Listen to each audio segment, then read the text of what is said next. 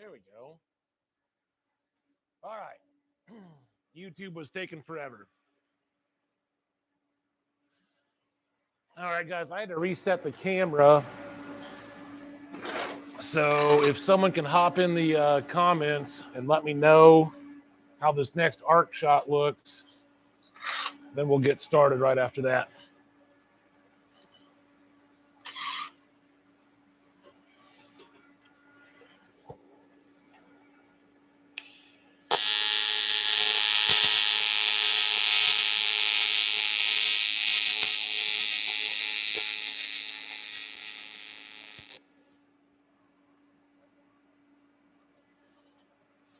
Oh, camera moved.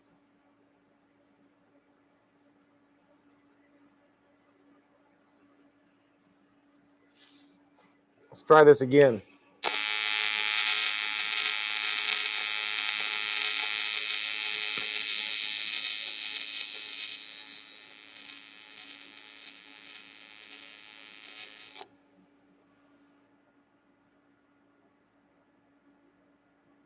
All right. Get this a little better locked in place.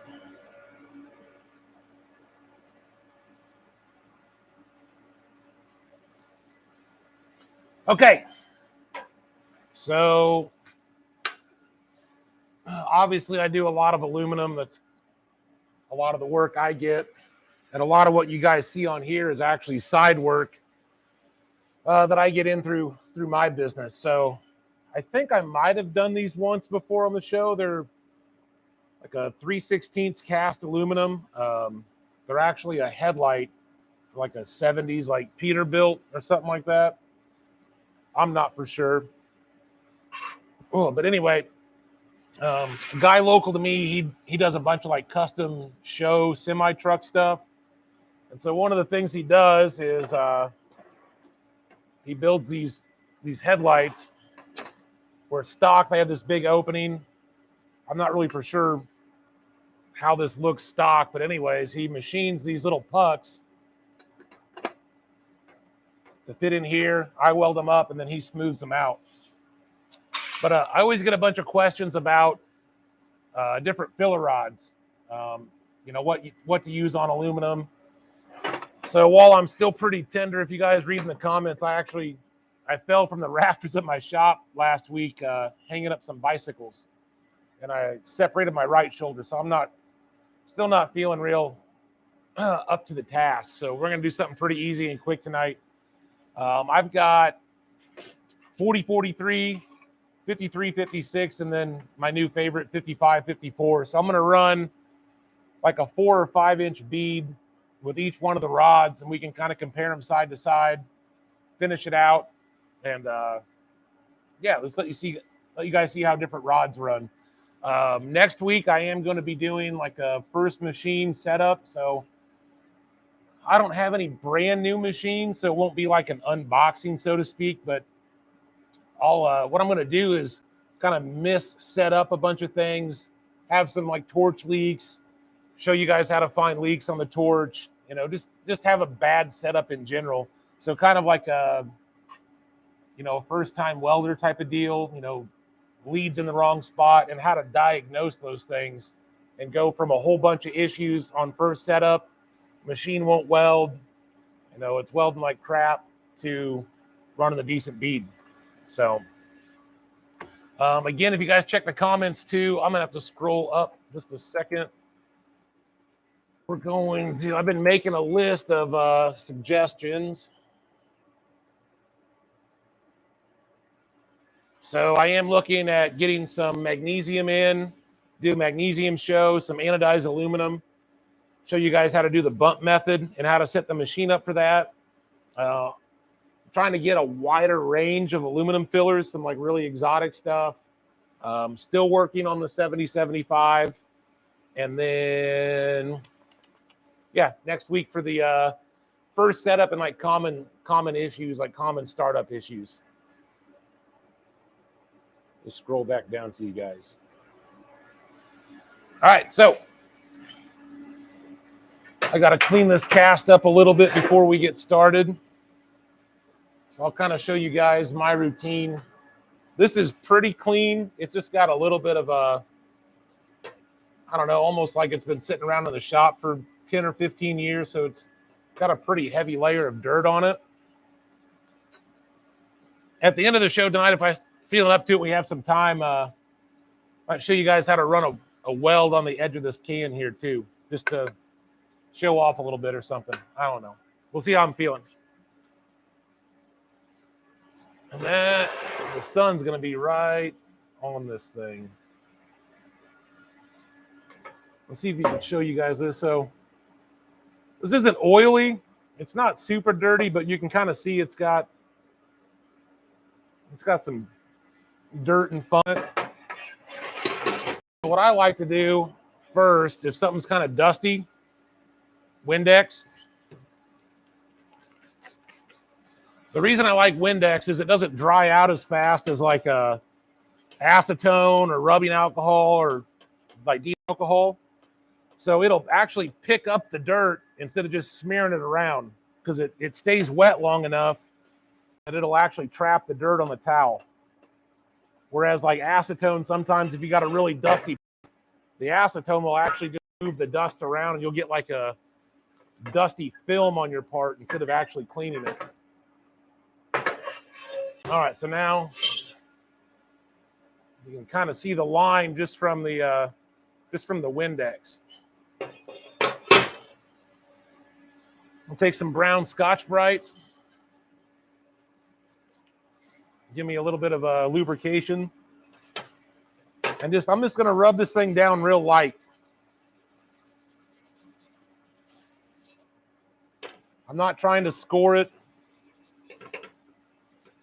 Just trying to break up that top layer. I'm not even trying to remove the oxide layer. Just break up that dirt that's just a little bit tougher.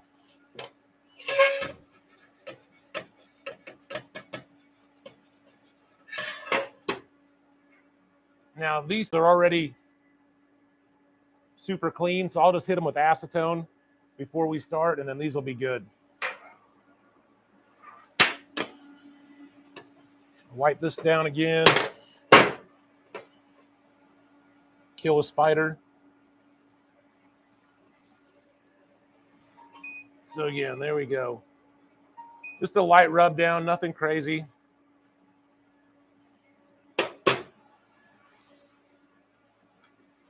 I'm gonna get my acetone.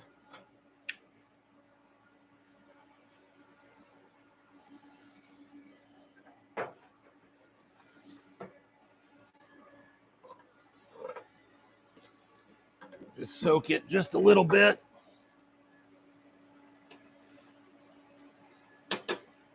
Just to get any other oils or anything off of there.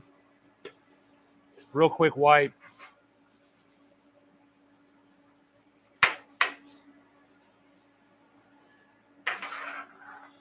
All right, so let's start out. This is some 55-54 I just had sitting out on the table. So we'll go ahead and tack this piece up with that.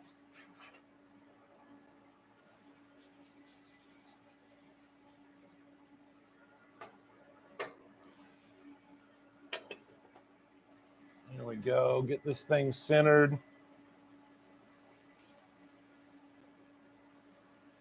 Give her a real quick tack.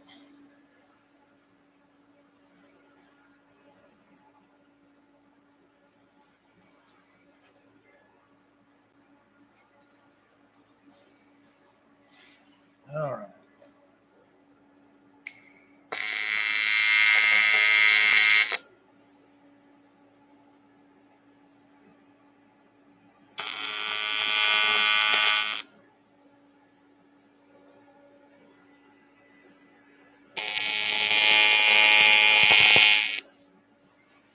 All right, now we got it tacked up. Let's start with the 40-43. So running 3/32 40-43. My 43 has been unused for a while, so we're going to give this a quick cleaning. Now, normally a filler rod's pretty new and it's still fresh in the box.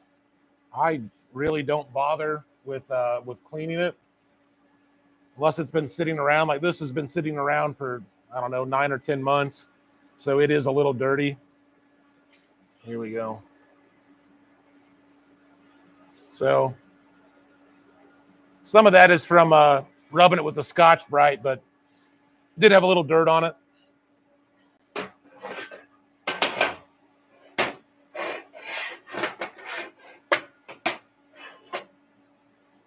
So let's get this positioned up.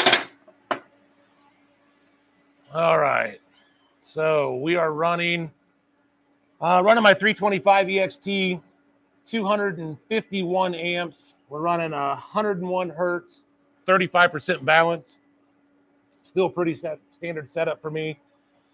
I like going down in frequency just a little bit on cast, especially if it's thicker material. I'll go down in frequency a little bit, but especially with cast, I like a lower frequency. I like that little bit better wetting action. I like the puddle to stay fluid longer, so I'll go down in hertz when I'm doing cast. All right, let's get situated, and we'll make a run with 40-43. Then we'll move on to the 53-56, and then 55-54. And we'll compare them, and you guys can kind of see the difference. Now, this might be a little tricky to weld with the camera.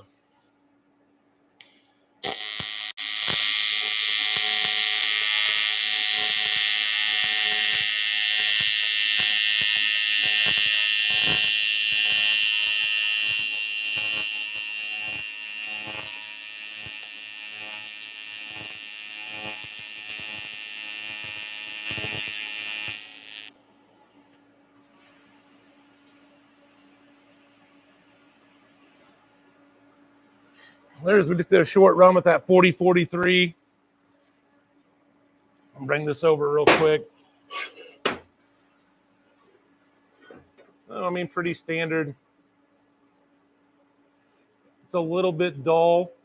There's not a lot of shine to that.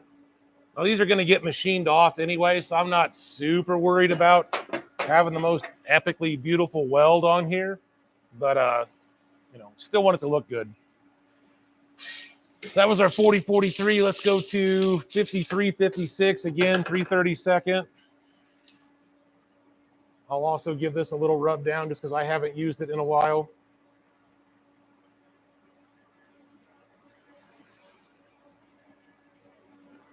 Oh.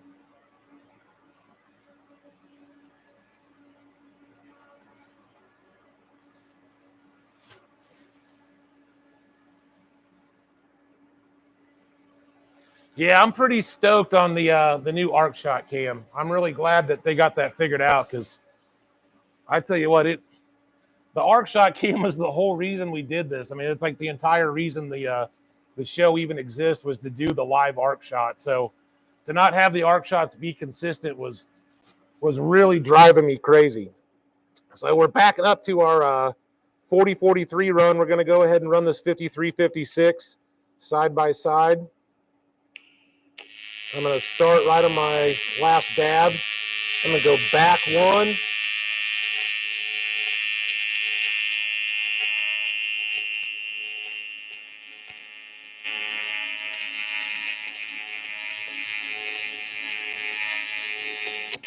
Oh, there you go. You caught me dipping. I blame the camera.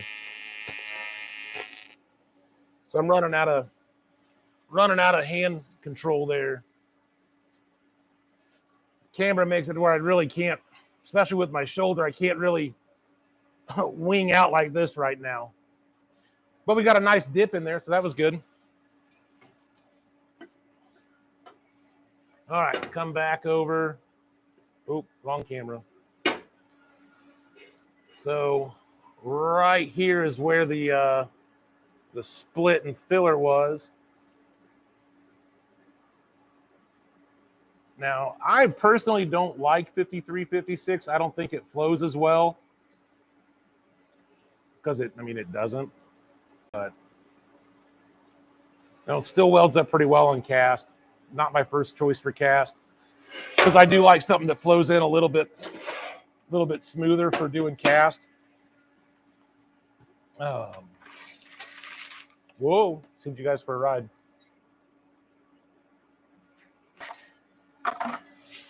All right, so now we're going to 55, 54. This is going to be pretty hard for me to roll over the top here, so I'm probably going to run a couple inches, stop, reset, and then we'll pick back up.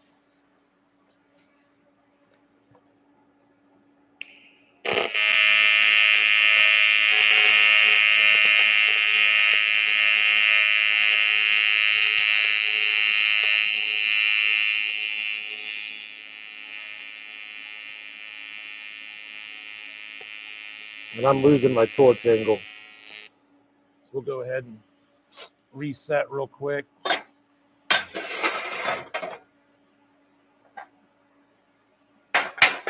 Oop. Keep you guys from going on a roller coaster. There we go. All right, let's get back to it.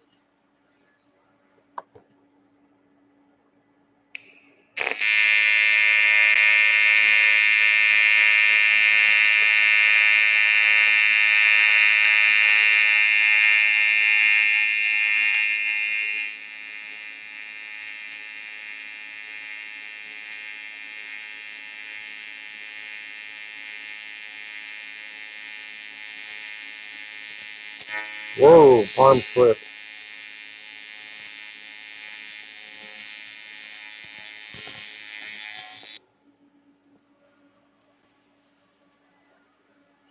All righty. Now we got back around. Let's see if we can get a little bit. So you can see this 55, 54.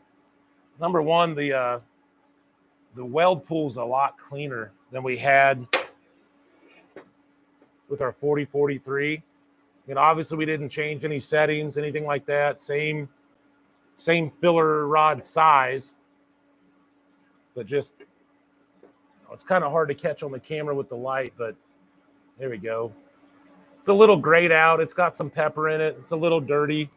We get a little bit cleaner in our 53, 56 run. It's a little chunky. It's a little chunkier than I'd like it. Probably could have ran a little bit hotter. But that's a good comparison there between how 40, 43 flows in and that 53, 56 takes a little more heat to get it to flow. And then we go into our 55, 54. See a nice smooth bead. Super clean, real shiny. And that's why I like the 55, 54. Even on cast, it works really well. So we'll go ahead. I'll run, usually on these things, I've got to run 5 or 6 passes to get them to fill up flush. So I'll go ahead and run a couple passes. This is 40, 43.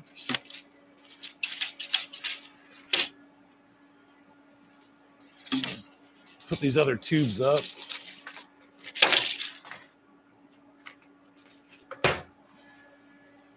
So we'll go ahead and run another couple passes, fill this thing up, let you guys hang out with me. If you guys have any questions while I'm running this, go ahead and put them in the comment section, and I'll look over periodically and see what I can answer for you.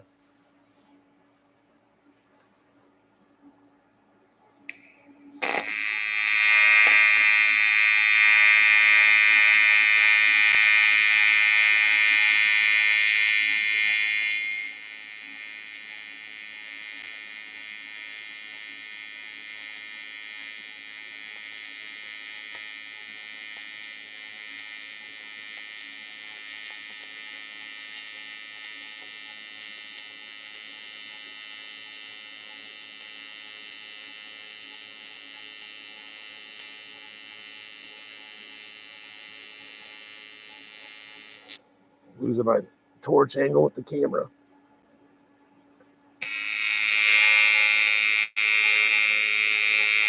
So on this cast, I do like to let it keyhole just a little bit, just because it's so thick. It's going to be in a pretty high vibration environment being on the highway.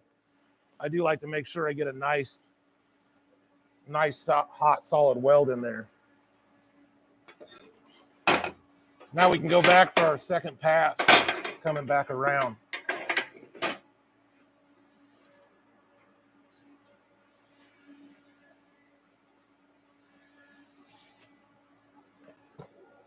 So we're going to be running right over the top. We're going to overlap about halfway on our 40-43 run.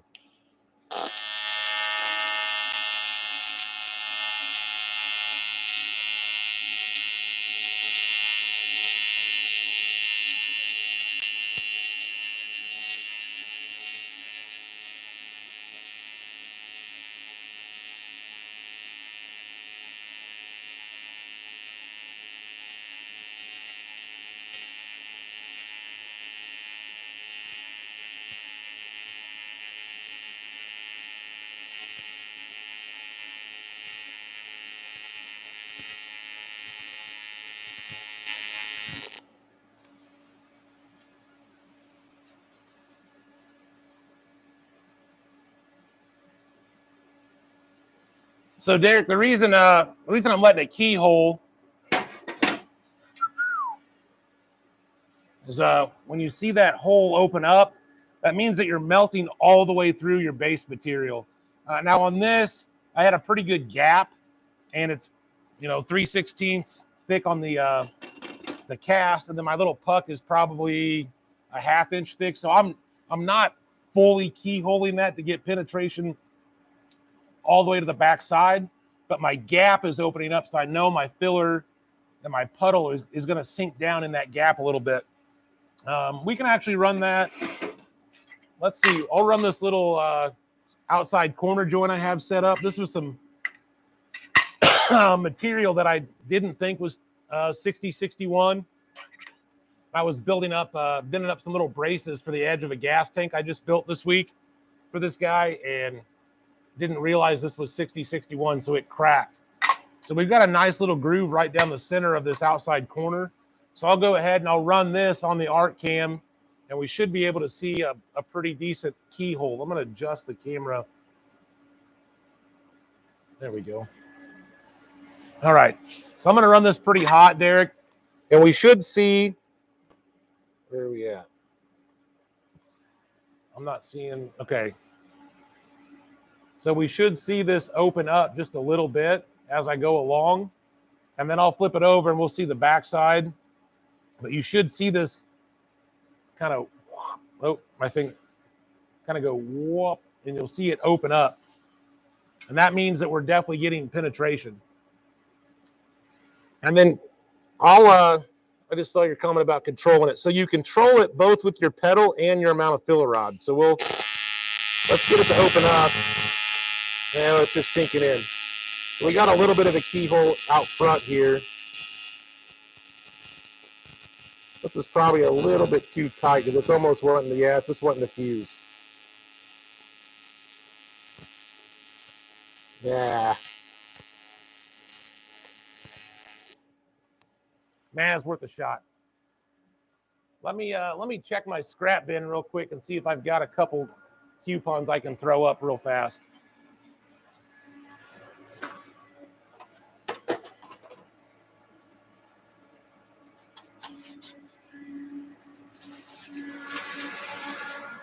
All right, and I do. So here we'll grab some different strap. And this again is 60-61 as well. So let me tack this up real quick, and we'll try to get you a good arc shot of a keyhole.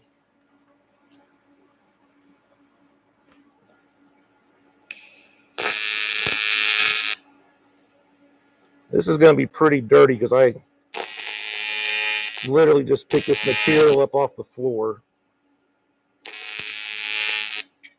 All right. So here we go.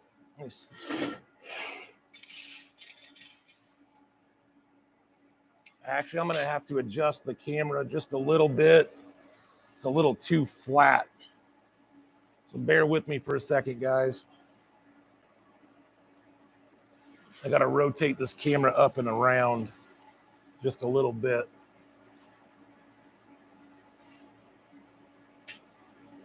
All right. There we go.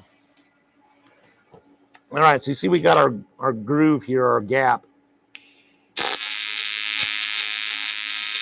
So on that lead edge right there, keyhole. So I add filler, and that closes it up. So I can also back off my amperage. So there's our keyhole right there at the lead edge. Keyhole. So I'm way down on amperage now, and just letting the material heat soak to get that keyhole. So I can ramp back up. Now I'm adding more filler more often. I just control that keyhole as I go along. Now if we go down super low and add filler, see we're not getting a keyhole now. Opens up.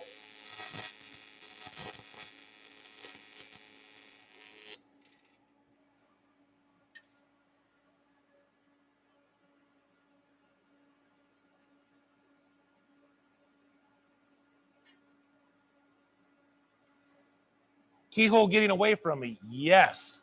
Let's do that. And then Moto X Gym, I'll get to you right after we show this keyhole blowing away. So we're still at 250 amps on this. This is 1/8" material, so we're about what we need. So here we go. There it goes. See? Sinks. It'll start to sink, and that's when you know you're about to lose it. That actually jumped up and got my tungsten.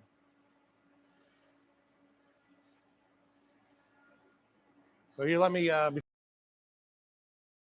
the closer cam. So you can see, Derek, like this was where we were just kind of running along, managing that. So we were hot. Oh, so we were hot managing the key. Colder. Ramp back up. No keyhole.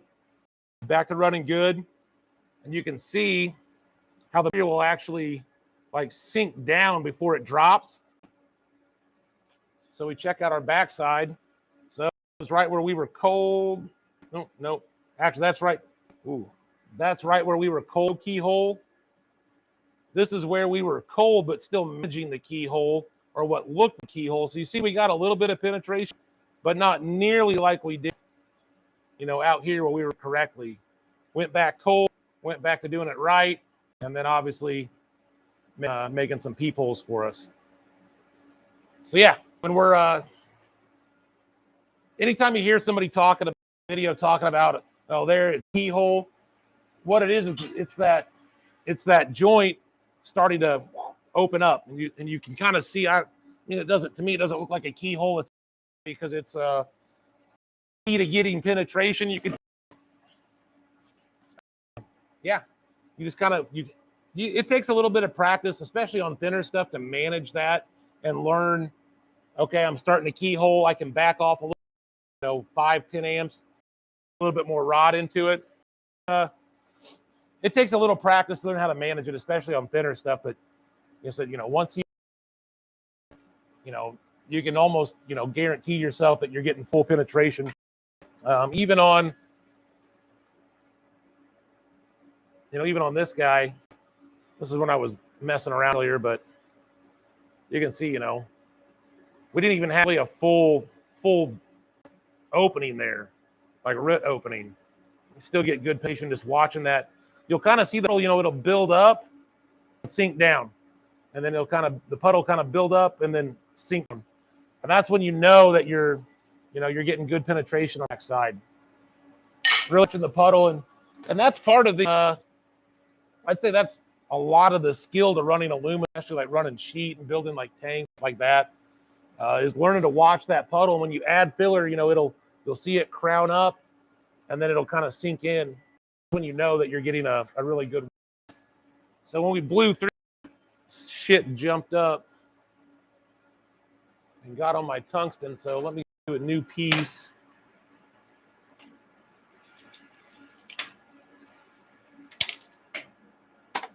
Of 2% lanthanated. Midwest Tungsten Supply.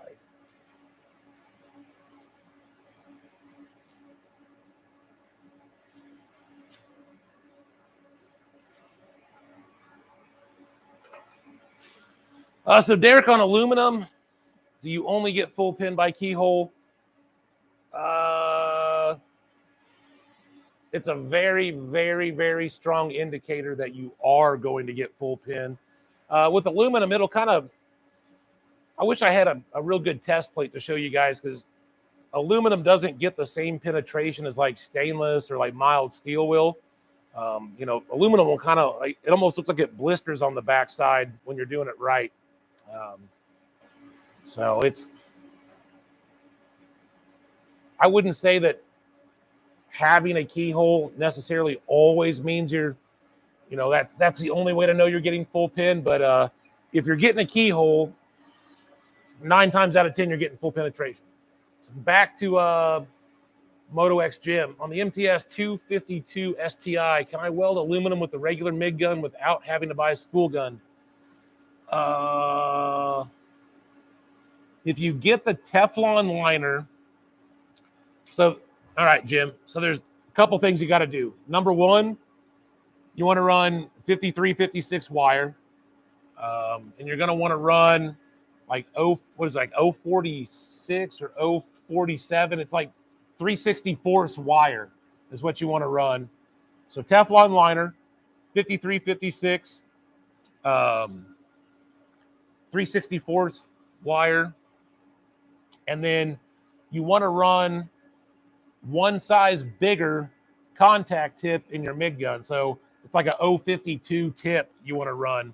And, you know, you can get like an 047 or 046 tip, and you could drill it out. It's not, you know, if you can't find the 052s or whatever they are readily available, you can get a bigger tip and just drill it out.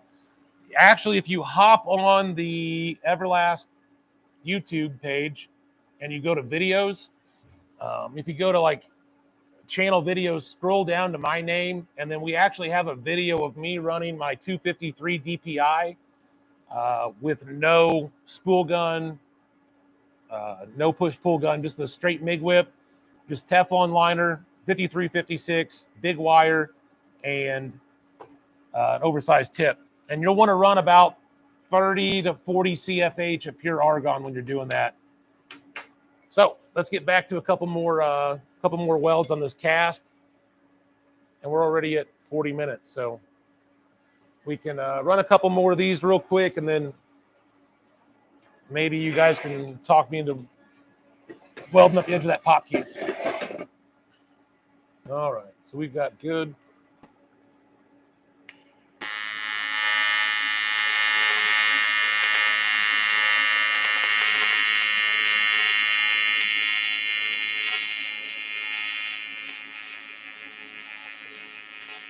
I'm starting to lose my torque angle just a little bit. So back off.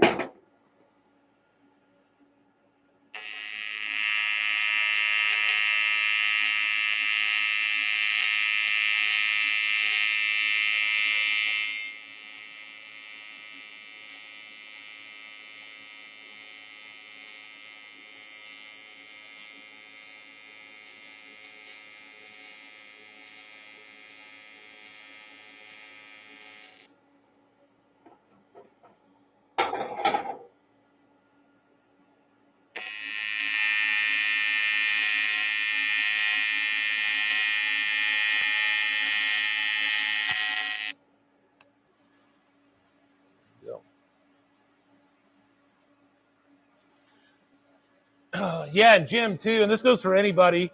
My Everlast email address is jesse@everlastwelders.com. So if you guys have a question, need some help, have an issue with anything, please always feel free to reach out to me. Send me an email, send me a message on Facebook, Instagram, TikTok, whatever. Instagram and Facebook are a little bit easier than TikTok. But yeah, jesse@everlastwelders.com.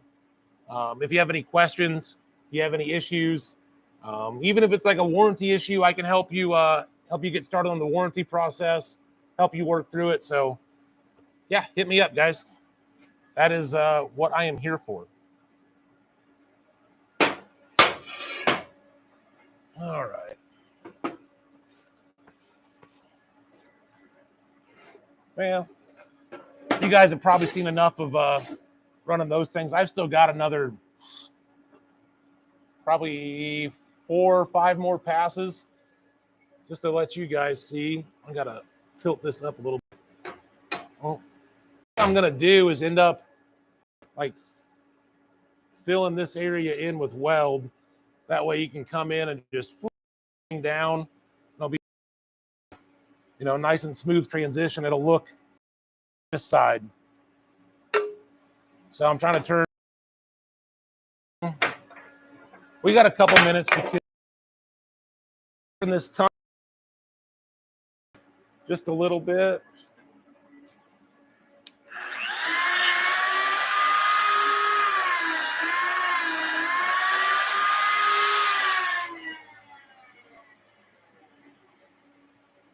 So I see it come up all the time on different pages. People asking about, tungsten size and getting a smaller weld bead and this and that. So this was, I think I've shown you guys this before. It's a weld on the edge of with number 1, a gas lens, number 2 with 1/8 inch tungsten. So you don't, especially even welding thin material, you don't have to drop down in tungsten size just because you're working on thin material. And so let me, I'll clean this can up just a little bit. Let me get some Windex on there and give me a little more slickness.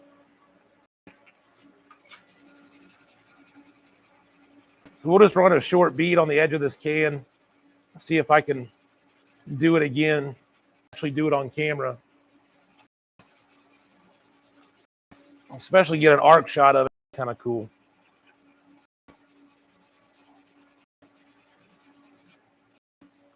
Just a bunch of people and some random dude in his garage rub a can with Scotch-Brite. It's amazing entertainment. All right. I'm going to adjust my machine real quick. Shoot you guys over there, I guess.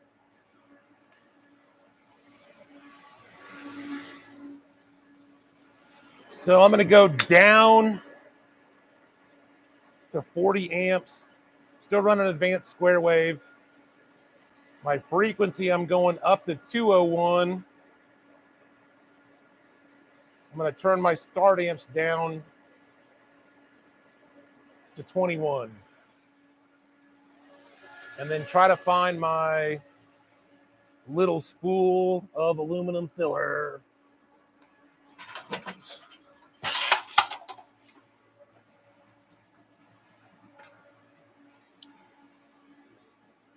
There we go. All right, I'm back.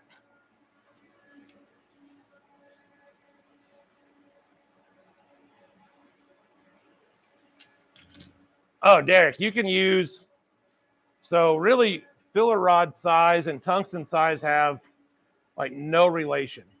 And you can run 3/32 tungsten and run 1/8 inch filler.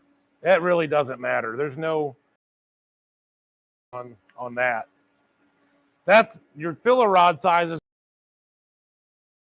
And then what kind of amperage you're running.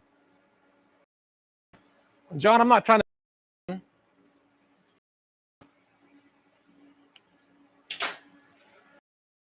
I'm not quite to call them welding comedy hour.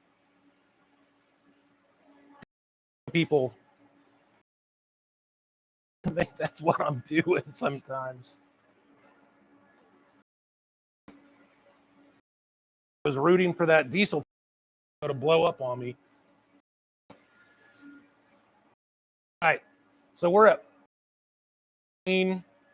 If you guys have been with me for any time, I'm a little superstitious about some of my settings like that. I like on 1. So we're running 41 amps, 201 hertz, 35% balance. And this, kind of in the cans anyway. This is almost older like party trick. So what we're gonna do, and think and see this on the barely tack over my filler. And that's what I'm gonna be welding as my filler, not actually welding the can. So let's see if I can recreate this. Oh.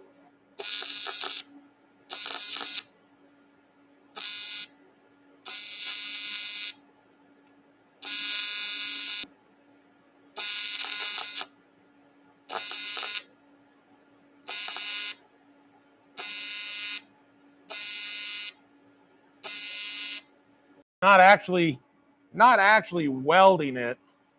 Plus, we're running some little tacks, but your little tacks, and I burnt through on this one. I'm not as good as I thought. 35% balance. I don't care what. It works out. It's a little cleaning than what you probably need on some stuff, but then I know I'm getting a 9 bead. Oh, I'm burning through again.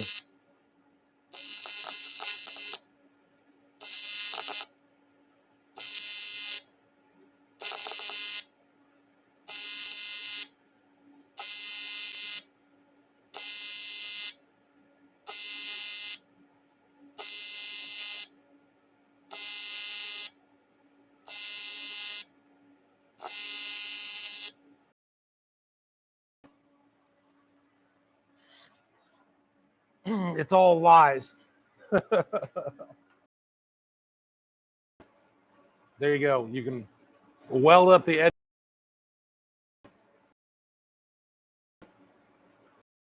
It's not. That's something shop and just be like, oh yeah, look at that. People ooh and wall at it, and then kind of like David Copperfield. The secret to the tricks. That impressive, but from a machine aspect, it's a 3 or ran some 2/1000 thick material. So there you go. Little show off for me and low arc stability. Anyways, guys, it's 7:50. So thanks everybody for joining me. Sorry I missed last week. I'm still like Nemo. I got a lot, but yeah, join me next week. I'm gonna have a machine. I'm gonna have a bunch of stuff on it. Questions I've gotten from people, mainly from first-time welders. People that are getting their first TIG machine. I'm gonna sit and do like all the common setup issues I've seen, anywhere from setting up the torch to setting up the leads wrong, everything. So we'll kind of work through not being able to run at all to individually going through little steps, showing people kind of common mistakes and how to set everything up right for your if you have a new machine. So if you're not a super newbie, next week's probably not going to be super entertaining for you, but come and hang out, troll me, have some fun, tell a joke. Anyway, I'm Jesse McCollum, brand ambassador for Everlast Welders. Reach out to me at jesse@everlastwelders.com. Find me on Facebook, the Facebook page, Instagram and TikTok. I'm McCollum.weldfab. You have a question, concern, want to buy a new machine, hit me up. I'll help you out. Anyways, thanks for joining me, guys. Next Wednesday, 7 p.m. Central Time. I'll see you.